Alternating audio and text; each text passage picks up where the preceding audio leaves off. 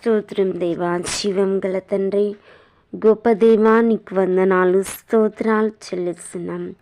ఆకాశ పక్షులను చూడుడి, అవి విత్తవు, కోయవు, కొట్లలో కూర్చుకునువు, వాటికంటే శ్రేష్ఠులు కారా అని వాగ్దానం చేసిన దేవుడు తండ్రి, నీకు వందనాలు చెల్లిస్తున్నాం.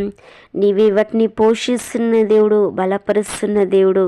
ఎంతమంది నీపై ఆధారపడుతున్నారు, వారందరి ఎడల నీ కృపను విస్తరింపచేసినైనా ఆధ్యాత్మిక జీవం, ఆధ్యాత్మిక బలముతో, ఆధ్యాత్మిక ఎదుగుదలతో ముందుకు సాగుటకు నీ శక్తిని కుమ్మరించినైనా నీవే పోషకుడుగా, నడిపించే నాయకుడిగా తోడయుండి పరిశుద్ధాత్మ తండ్రి ప్రతి ఒక్కరిని నడిపించండి, బలపరచునైనా.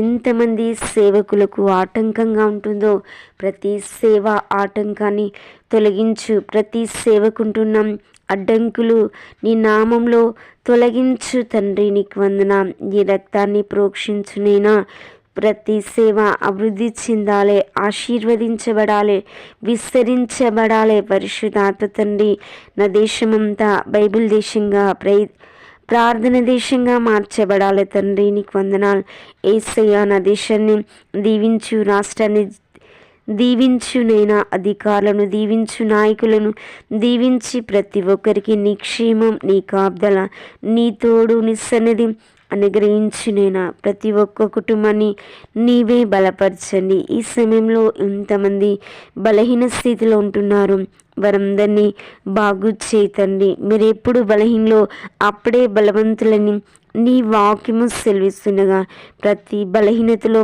నీ జీవం, నీ ఆత్మను కుమ్మరించునైనా.